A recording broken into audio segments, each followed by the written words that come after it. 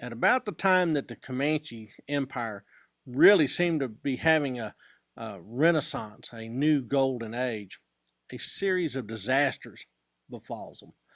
In 1848, there is a massive smallpox epidemic that carries away a lot of their number.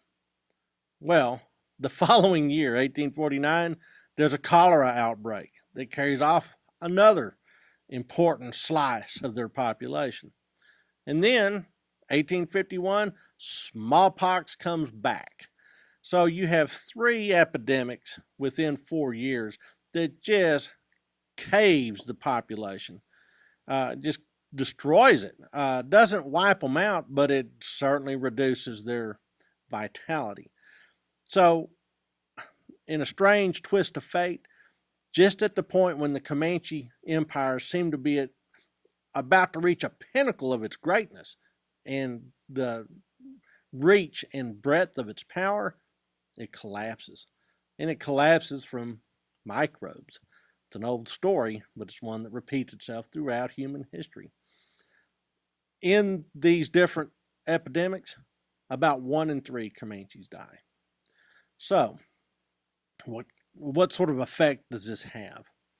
Well, amongst the people that are carried off by these diseases include their older and wiser men, their leaders.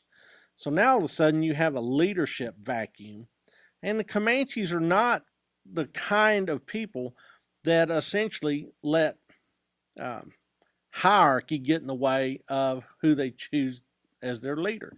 In fact, the people that become leaders amongst the Comanches are the ones that can deliver the goods. Well, the guys that used to be able to deliver the goods are dead. So now there's young men that are all starting to wrestle for that leadership role at the same time that the society is collapsing. Now, the Comanches continue to raid into Mexico, and if you're a man on the make, what you want to do is lead a raid into Mexico, gather some stuff, bring it back, and put it into the trade network, especially things like horses. But you're doing this at a time when you have fewer and fewer people to go on raids. It gets to be untenable.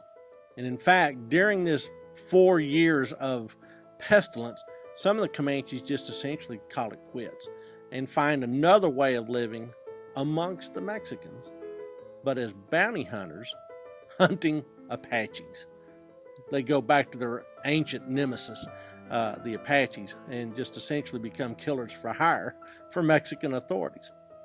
Well, this precarious economy that's predicated on this idea of a stout and robust Comanche Empire is now starting to really spawn a lot of internal divisions as leadership vacuums occur and the very fabric of Comanche life begins to split.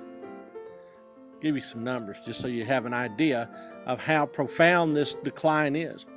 In 1836, there was probably 40,000 non-Indian inhabitants of Texas. Now, at that same time, there's probably 30,000 Comanches and associated allies. So you almost have parity of numbers in 1836 between Comanches and non-Indian settlers in Texas. But by 1850, there are 150,000 non-Indian whites that live in Texas.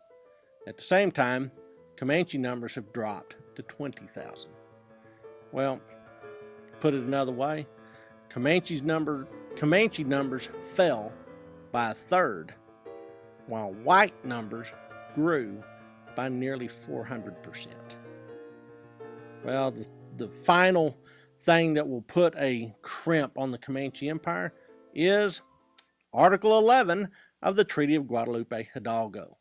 See, the Comanches are still trying to cling to their empire, which includes essentially shopping in Mexico, going down there and raiding and taking all those goods, especially horses, and putting them into a trade network. But Article 11 says you can't do that anymore. And in fact, American authorities are obligated to keep the Comanches from doing it.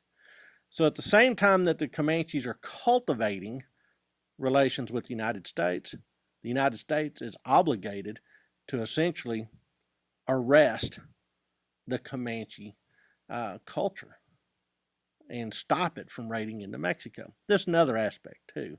The Comanche trafficking in people, the Comanche slave trade, is especially unseemly.